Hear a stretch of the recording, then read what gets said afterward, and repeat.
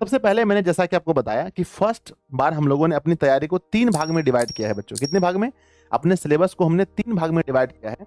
पहले भाग में हमने आपको ये 6 चैप्टर पढ़ाया। पहला आईटीएफ, दूसरा मैट्रिक्स, तीसरा हमने डिटरमिनेंट, चौथा वेक्टर, पांचवा 3D और छठा प्रोबेबिलिटी। तो 6 चैप्टर हमने आपको पढ़ाया और इसमें से 95 नंबर के सवाल आते हैं। अब कुछ लोग आकर कहेंगे कि गुरुजी 95 नंबर यहाँ से आते हैं तो पूरा कैलकुलस कहाँ गया, एलपीपी कहाँ गया, रिलेशन फंक्शन कहाँ गया? तो मैं आपको बताऊंगा बच्चों कि देखो टोटल 200 नंबर के सवाल हमारे परीक्षा में आते हैं, है ना। अगर ऑब्जेक्टिव ही है तो पूरा 100 है, उसमें से आपको 50 बनाना है। कोई रिस्ट्रिक्शन नहीं है कि कौन सा बनाना है कौन सा नहीं बनाना। आपका अगर आपका मन करे तो सारे कैलकुलस से बना दो, सारे वेक्टर के सवाल बना दो, 3D बना दो, एलपीपी बना दो, ठीक है ना। तो यहाँ पर कोई रिस्ट्रिक्शन नहीं है, इसलिए मैं कहता हूं कि 95 नंबर आप सिर्फ इसको पढ़ के भी ला सकते हैं। अब हमारे पास टोटल है कितने? 30 लघु उत्तरीय क्वेश्चन है, जिसमें से हमें 15 बनाने हैं। कोई ऐसा वहां थोड़ी कहा गया कि आप कैलकुलस से नहीं बना सकते हैं या फिर आईटीएफ से नहीं बना सकते। जो चैप्टर मजबूत है वहां से बनाइए। इसलिए हम कहते हैं बच्चों की टोटल 200 है, 200 में से, और यहाँ पर टोटल क्या है? 8 हमारे पास लॉन्ग क्वेश्चन, जिसमें से 4 क्वेश्चन ही बनाना है। तो यहाँ पर रिस्ट्रिक्शन नहीं है, कुछ भी बना सकते। इसलिए हम कहते हैं 95 नंबर का सिलेबस यहाँ है और ये सबसे हल्का है। यानी पूरे 12th क्लास के मैथ में अगर हम देखें तो सबसे हल्का चैप्टर यहाँ पर आपके सामने है, ITF, matrix, determinant, vector theory और प्रोबेबिलिटी। आप इसको एप्लीकेशन पर पूरा मैं बहुत अच्छे से पढ़ा चुका हूं, तो इस चैप्टर को आपने देखा होगा। नेक्स्ट हमारा क्या है? नेक्स्ट हमारा सिलेबस बटा है इस तरफ से, दूसरा यूनिट हम इसको बोलते हैं। यहाँ तीसरा लिखा है, यानी मैं इसको दूसरा मानता हूं, जहां पर आपका है 5वां, 6ठा, 7वां, 8वां और 9वां। इस पूरे को हम लोग कैलकुलस कहते हैं। जब 100 नंबर का एग्जाम होता था तो 44 नंबर ये 5 चैप्टर से आते थे।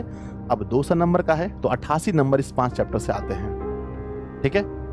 आपका अगर ये मजबूत है तो इसको बना लीजिए, अगर आपका ये पार्ट मजबूत है तो इसको बना लीजिए। इसके बाद एक हमारा एक यूनिट और बांट देते हैं। एक यूनिट में हमारा 2 चैप्टर आ जाएगा। पहला आ जाएगा फर्स्ट चैप्टर, जिसका है रिलेशन एंड फंक्शन, और दूसरा हमारा क्या है? एलपीपी, जिसमें हम लोग पढ़ते हैं ग्राफ के बारे में। तो 2 है, इससे बहुत ज्यादा अंक नहीं आ सकते हैं। देख लीजिए 95 पूछला है ना, और 88, तो 8 5 13 हासिल रहा, 1 17 1 18, है ना, 17 1 18 तो 183 हो गया। 17 नंबर के सवाल इन दोनों चैप्टर से पूछे गए हैं पिछले बार, दोनों चैप्टर मिला के 17 नंबर। तो ये तीसरा यूनिट है, ये है यूनिट नंबर 3। तो पहले सिलेबस आप समझ गए। अब सिलेबस के अकॉर्डिंग आपको मेहनत करनी है। तो बच्चों मेरा ऐसा मानना है, मेरा अनुभव कहता है, पिछले 10 वर्षों से मैट्रिक के बच्चों को पढ़ाया हूँ। अब मैंने 12th भी स्टार्ट किया, बहुत दिन मैंने कॉम्पिटिटिव भी पढ़ाया है, ठीक है ना। तो बच्चों सबसे पहला क्या है कि सारा खेल, ध्यान दीजिएगा, सारा खेल प्रैक्टिस का है बच्चों। कितना भी आप पढ़ लीजिए, आप 5वें चैप्टर में चले गए, पहला चैप्टर का क्वेश्चन बन ही नहीं रहा है। जब आप पढ़ते हैं आपको आसान लगता है। जिस दिन हम पढ़ रहे हैं कि साइन इनवर्स और sine theta is equal to theta होता है, ये आप आराम से पढ़ लिए। लेकिन जब यही 2 महीने बाद, 4 महीने बाद, 5 महीने बाद आपको पूछेंगे तो आप बोलेंगे सर 10th में भी पढ़े थे, 11th में भी ट्रिगो पढ़े थे, 12th में पढ़े थे, अब क्या फॉर्मूला है पता नहीं। तो बच्चों सबसे इंपॉर्टेंट है कम ही चैप्टर पढ़िए। ये तो बिहार बोर्ड की मेहरबानी है कि आपको 200 नंबर दिया गया है। कम ही चैप्टर पढ़िए, लेकिन उसको रिविजन कीजिए बहुत ज़्यादा। जिस समय आप वेक्टर पढ़ रहे हैं बहुत आसान लग रहा होगा, अगर यहाँ पर हम पूछेंगे कि आई इंटू आई क्या होगा, तो आप सोचेंगे यहाँ पर क्या हो सकता है।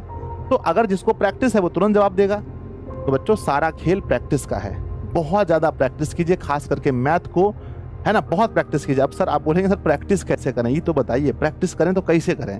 तो आइए बच्चों मैं आपको बताता हूँ प्रैक्टिस करना कैसे है। सबसे पहले देखिए प्रैक्टिस कैसे करें। प्रैक्टिस बच्चों लेक्चर से। पहली बार तो लेक्चर देखिए पूरा एकदम 1.5 गुना स्पीड में। पहली बार तो 2 गुना स्पीड में मत कीजिए, 1.5 गुना स्पीड में पहले लेक्चर देखिए। 1.5 या 2 गुना तो भी आपको दिमाग अगर उतना लोड ले पाता तो देख लीजिए, पहले लेक्चर देखिए। दूसरा क्या है कि PYQ यानी प्रीवियस ईयर क्वेश्चन, यानी इसको क्वेश्चन बैंक कहते हैं। उसके बाद आप क्वेश्चन बैंक देखिए। बच्चों किताब में बहुत कुछ है, किताब में बहुत कुछ है, पर सवाल बहुत कम ही टॉपिक से आते हैं। ये क्वेश्चन बैंक आपको बताए कि कौन सा टॉपिक को ज्यादा टाइम देना है और किस टॉपिक को कम टाइम देना है, ठीक है। तो लगाइए क्या, प्रीवियस ईयर क्वेश्चन लगाइए। और नंबर तीसरा क्या है, एक किसी भी कंपनी का मॉडल सेट खरीद लीजिए। अब है ना, अब वो समय आ गया है जब आपके पास मॉडल सेट भी होना चाहिए। कोई भी कंपनी का जो आपको अच्छा लगे एक मॉडल सेट खरीद लीजिए, जिससे आप जब लेक्चर देख लीजिए तो उसका प्रीवियस ईयर क्वेश्चन लगा लीजिए। उसके बाद जैसे मान लीजिए कि मेरा ये 6 चैप्टर कंप्लीट है, ये पूरा 6 कंप्लीट है, तो हम क्या करेंगे, एक बाजार से खरीद के लाएंगे मॉडल सेट, है ना। ला करके हम देखेंगे भैया इस 6 चैप्टर से जो जो क्वेश्चन मॉडल सेट में पूछा गया है वो हमसे बन रहा है कि नहीं बन रहा है। प्रैक्टिस का हम बता रहे हैं, प्रैक्टिस करना पड़ेगा। उसके बाद और प्रैक्टिस करने का तरीका क्या है, जितने बच्चे रिवीजन करने का बहुत गलत तरीका अपनाते हैं, बहुत सारे बच्चे हम देखते हैं कि अलग अलग तरीके से आप लोग रिवीजन करते हैं। रिवीजन का सबसे बेस्ट तरीका क्या है, रिवीजन का तरीका क्या है कि जब भी आप रिवीजन करें तो सबसे पहले यूज पैनल पीडीएफ प्लस 2 गुना स्पीड वीडियो। यानी कि जब भी आप रिवीजन करें तो ऐसा जरूरी नहीं है कि आप हमेशा वीडियो देख के ही रिवीजन करें बच्चों। सिर्फ अगर किसी भी टीचर का लिखा हुआ सिर्फ पैनल पीडीएफ अगर आप देख लेंगे ऐसे ऐसे करके पैनल पीडीएफ, तो वहां से भी समझ में आ जाता है अच्छा ये लिखा है।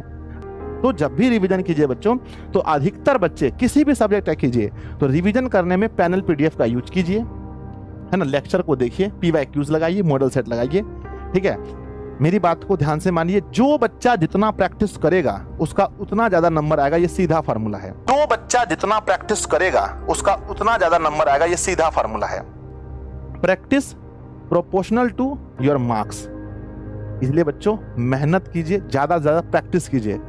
कोई चैप्टर पढ़े हैं तो उसका जितना क्वेश्चन आप लगा सकते हैं लगाइए, ठीक है ना। उसके बाद क्या है, उसके है कि बच्चों टाइम मैनेजमेंट करके पढ़ना है आपको। ये तो आपको हर अच्छे से पता है। इसमें मैथ में क्या हर विषय में है, कितना घंटा सोते हैं ये फिक्स कर लीजिए, कितना घंटा स्टडी करते हैं ये अपने आप को डेली में देख लीजिए। और बाकी क्या है बच्चों, इंपॉर्टेंट वर्क। मैं हमेशा कहता हूँ जो आपके इंपॉर्टेंट वर्क हैं पहले उसको कीजिए। हमारी जिंदगी में 2 तरह के काम होते हैं। एक काम है बच्चों हमारा चैप्टर 2 लगाना और एक काम है बच्चों मूवी देखना। 2 काम है तो दोनों जरूरी, क्योंकि इसको देखेंगे तो मतलब थोड़ा सा हो जाता मनोरंजन टाइप का होता है तो बच्चों। लेकिन ज्यादा जरूरी कौन है, चैप्टर लगाना। तो पहले इसको कर लीजिए ताकि आपके दिमाग का बोझ भी हल्का हो जाएगा, बाकी इसको बाद में करते रहिए, ठीक है ना। तो हम उम्मीद करते हैं प्यारे बच्चों कि आपको समझ में आ गया होगा कि अगर आपको 100 नंबर लाना है, 100 नंबर लाना है अच्छे से, तो कोई भी चैप्टर अगर आप पढ़े हैं तो उसको रिवीजन करते रहिए।